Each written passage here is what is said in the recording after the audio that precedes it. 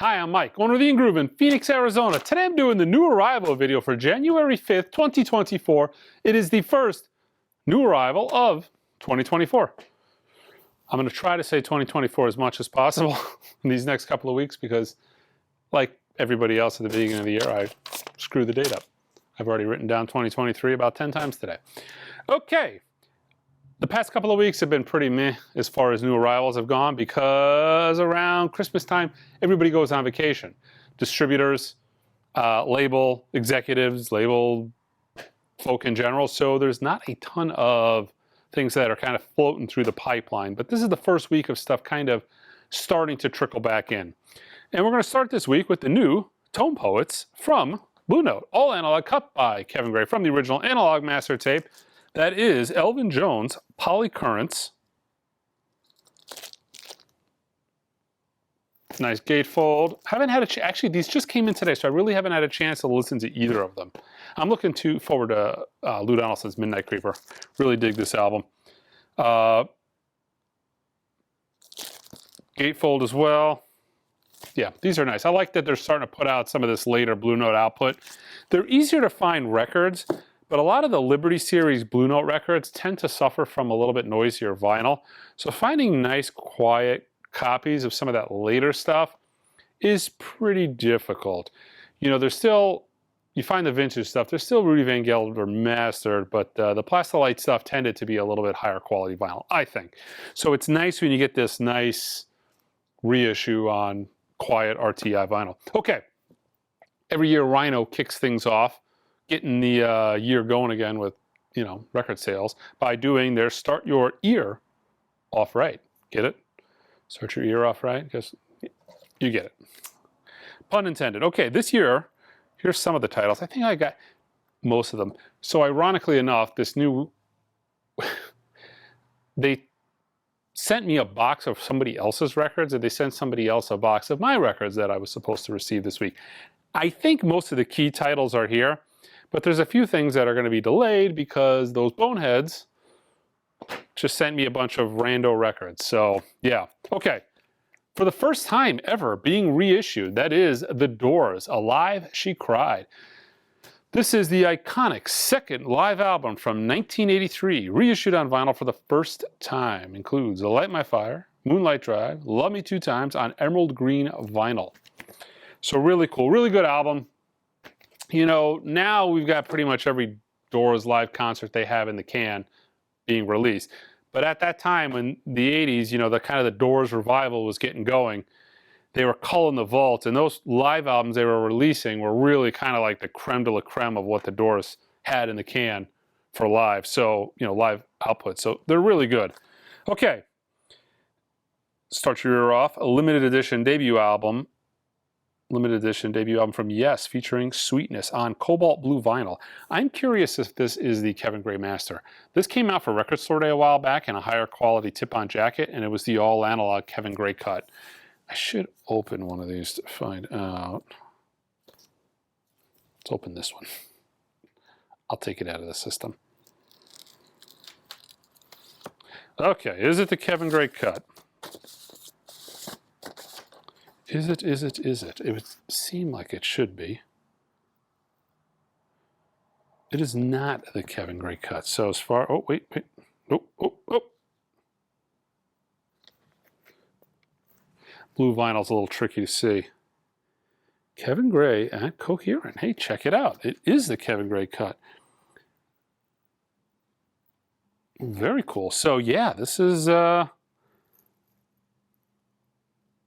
interesting. So what's going on here? So side one has Kevin Gray's initials in the dead wax, but side two does not. So what's going on here? Do they have to recut side two? I don't know, but if you're getting half of Kevin Gray's cut, that's pretty good. I wonder what side two sounds like. I don't know, maybe it's just it's not inscribed, but I really feel like Kevin Gray only did side one of this record. Yeah, his plain as day, handwrite etching, Kevin Gray at Coherent, and then side two just has, it looks like GZ pressing marks. I mean, side one is pressed, obviously, GZ, but side two, you just see the GZ pressing marks. So I'll be curious Maybe Rhino will comment on what the hell's going on with that. But it was really good. When this came out for Record Store Day, the Kevin Gray cut of this record, I listened to the hell out of it. I'm not a huge Yes fan, but actually, I feel like their debut is actually maybe my favorite record. I know everybody likes Fragile, but I think that might be my favorite Yes record. Okay. Also, from Rhino, Start Your Ear Off Right, we've got Max's Kansas City, the Velvet Underground. Legendary live concert from 1970 on Orchard and Magenta vinyl. Another Start Your Year Off Right title, although it doesn't have the sticker, but I'm pretty sure this was billed as a Start Your Year Off Right title. It is now playing. It's like a greatest hits compilation from Eddie Rabbit on Rocky Mountain Grape vinyl.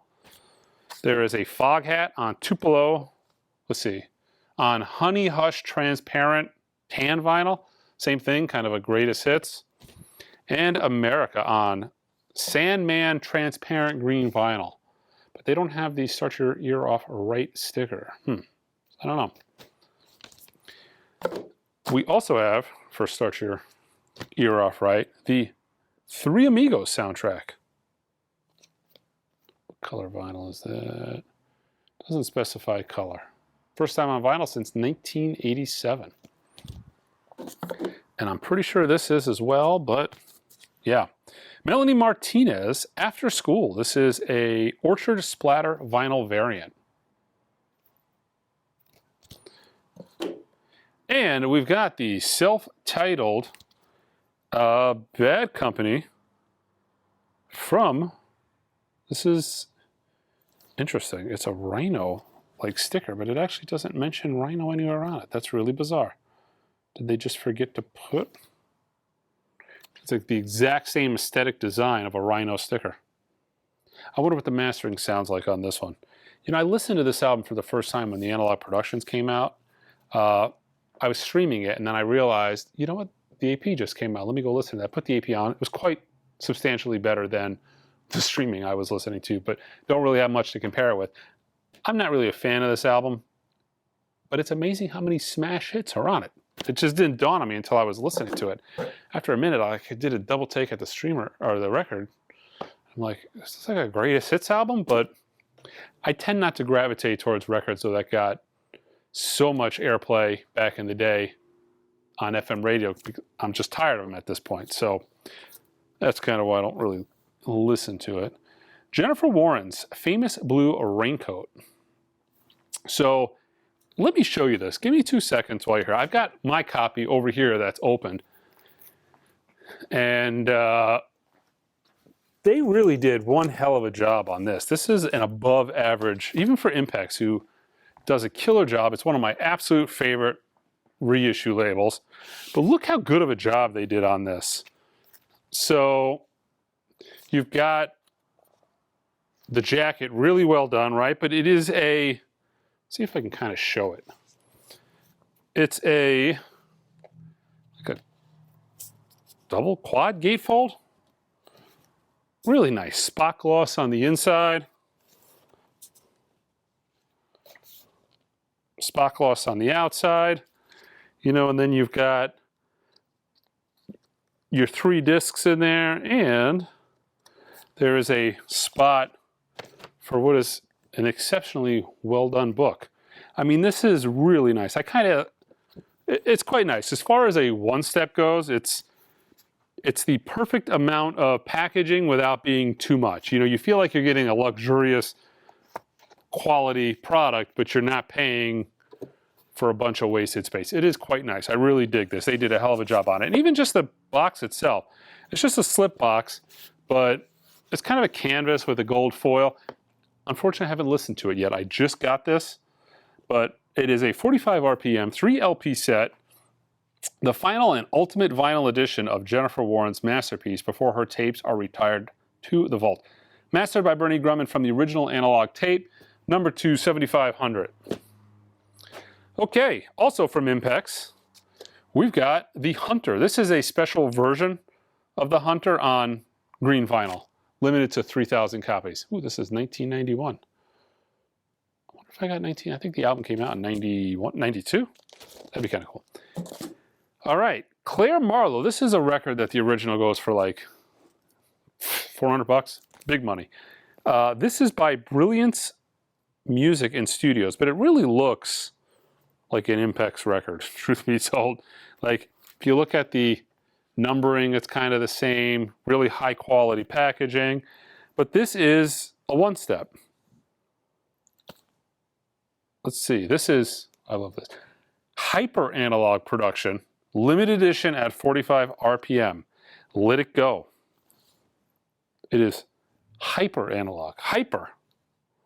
And it looks like, it says hyper analog production. It almost looks like it's a logo. It's like a trademark thing. It's hyper analog. Let's see, remastered from the original analog master tapes by Bernie Grumman.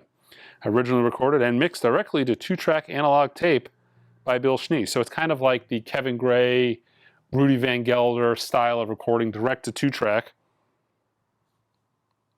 Cut to record as a one-step.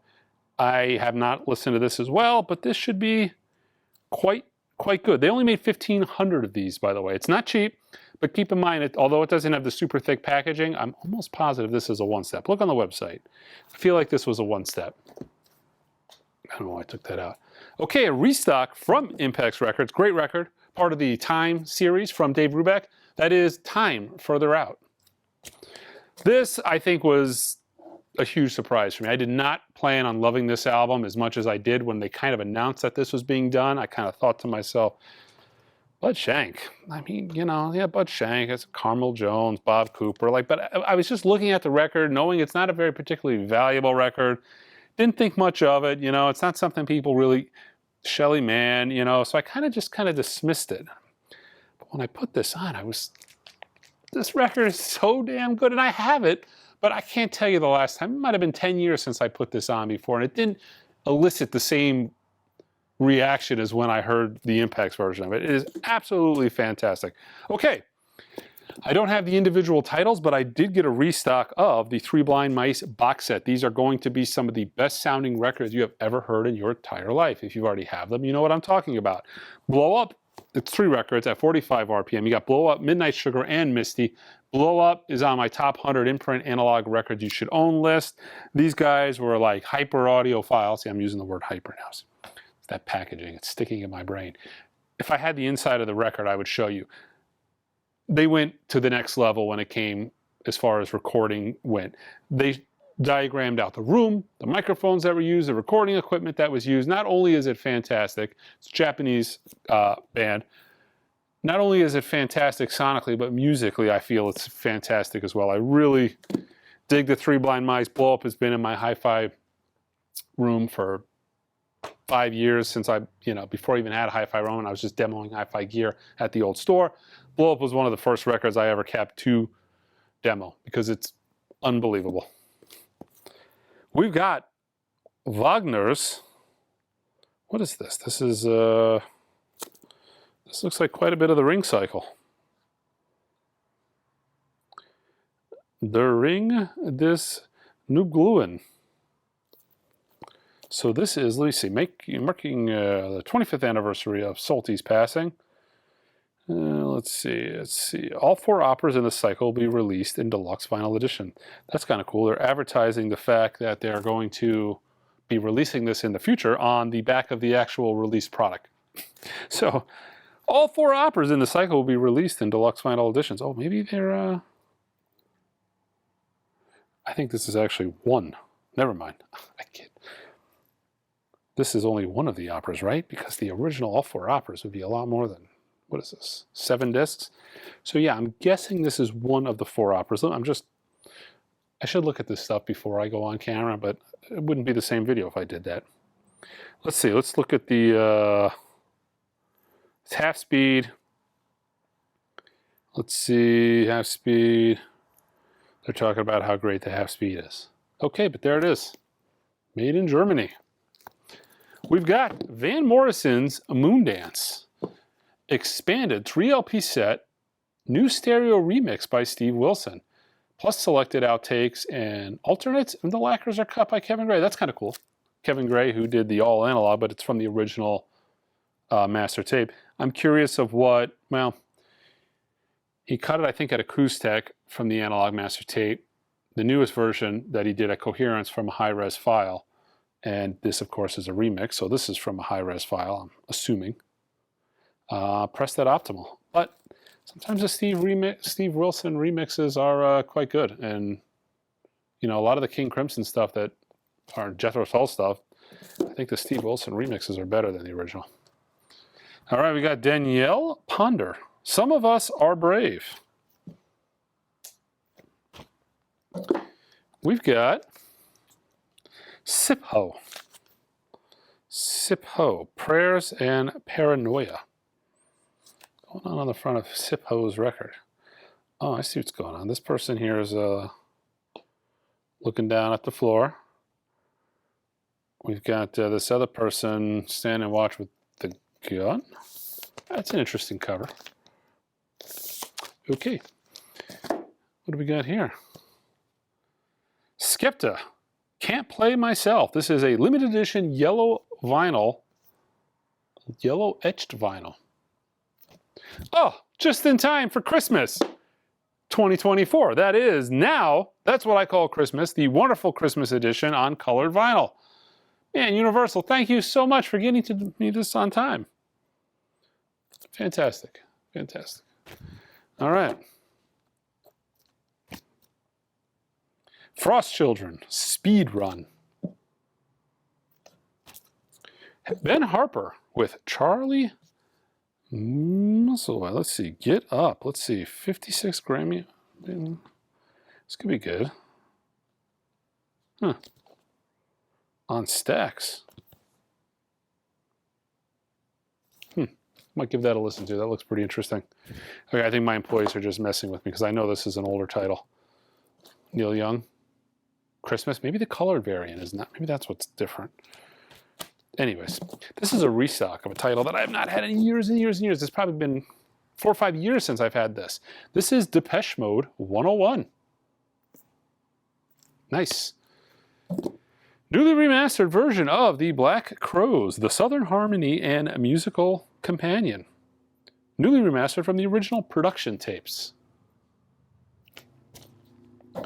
We've got Dale Bazio's Missing Persons, New Wave Sessions. I really dig. Oh, that's great. Let's see what we got here. Takamazar, Turning Japanese, Funky Town, Let's Dance. Girls Just Want to Have Fun. What the hell is this? I'm going to have to look into this. 500 copies made on purple marble vinyl. This is a great show. I think this particular concert, I think this is on YouTube. She does a killer cover of, I always think of their hit Walking in LA, but not my favorite song on that album. What the hell was this? It's a killer. It's live. It's awesome. Can't think of it. All right, 50 Cent. We've got Get Rich or Die Trying. What happened to 50 Cent? Is he relevant anymore? I don't know. He probably is. That was like, I've never been a hip-hop fan, but I feel like this was an album that was just absolutely everywhere when it came out 20 years ago, right? Yeah, 2003, 21 years ago. Oh boy. We've got Bad Brains Records releasing their self-titled, the best punk hardcore album of all time, according to Adam from the Beastie Boys. Limited edition banana peel yellow color vinyl. We've got a couple of restocks, a couple of Tone Poets of Blue Note Classics. Art Blakey's Mosaic, all analog, cut from the original master tape by Kevin Gray. Hank Mobley's Poppin' as a Tone Poet, also all analog. This is just a restock of Kenny Burrell's KB Blues. And I got a couple restocks of some really key titles, some of them on my top 100 imprint analog list, not necessarily this one, but Crosby, Stills and Nash, the Couch album. This is the all analog cut from the original master tape by Steve Hoffman and Kevin Gray. That is Fleetwood Mac Rumors. This is not only on my top 100 imprint analog records you should own list, this is the winner of the shootout video I did. It is absolutely unbelievably good. I've been telling you guys that for years. If you don't have it, get it, because it's been in print for about 10 years and they've made an absolute ton of them. I don't know how much longer the metal work could possibly last at this point. It's kind of like the Bernie Grumman cut all analog Nirvana Nevermind. They just used the metalwork till it couldn't be used anymore. Now it's been recut and they just slipped the inferior sounding copy in the jacket. Also from my top 100 imprint analog records you should own, Neil Young's Harvest. Very reasonably priced with a textured cover. Speaking of very reasonably priced, this is absolutely fantastic. This is T-Rex's Electric Warrior. It's 25 bucks. It's all analog, cut from the original master tape by Kevin Gray with this big, thick jacket. I'm surprised they haven't raised the price of this. They raised the Harvest because the Harvest used to be $5 cheaper, but it's still reasonable. Also from my top 100 imprint analog records you should own list, Curtis Mayfield's Superfly. This is done by the Runout Groove. Disc 1 is, actually this is not on my 100. This probably would be on my top 100 imprint analog records you should own list. Truth be told, if there's a bonus disc in here, it's not analog. So I take that back. So disc 1 is all analog cut from the original master tape. Bonus disc number 2 is not. You've got single mixes, you've got instrumentals, demos, you've got a radio spot on here, a couple radio spots, and it comes with a turntable map. But man, disc 1 sounds so damn good, and this is an amazing record, and it's reasonably priced. Also from the Runout Groove, both of these, again, are restocks. Also cut by Kevin Gray from the original master tape. Disc 1, not disc 2. You've got More of the Monkees. And this is like the quintessential album you want to buy as a reissue, because I don't know if there's near mint Monkees records out there. I mean, short of James Brown, I can't tell you the last, I've probably seen, maybe I've seen more clean Monkees records as opposed to James Brown records, but it's at that level of difficulty as far as finding clean Monkees records. But I think with James Brown, it was a combination of, they were party records, played to death, but also King was putting out shoddy vinyl. Cold Gems was higher quality vinyl, but the records were just absolutely played grooveless. We got a restock of Funkadelic's Maggot Brain. This is the 50th anniversary, right? Yeah, with a bonus 12-inch of a 1971 live performance. And a restock of Joy Division's Unknown Pleasures. God, I would love to see, where's the audiophile treatment for New Order and Joy Division? Wouldn't it be awesome to get like a mobile fidelity version of Power, Corruption, and Lies? What the hell's going on with that? We need to get some of that. All right, guys, that is it. Check us out online at theingroove.com. Until next time.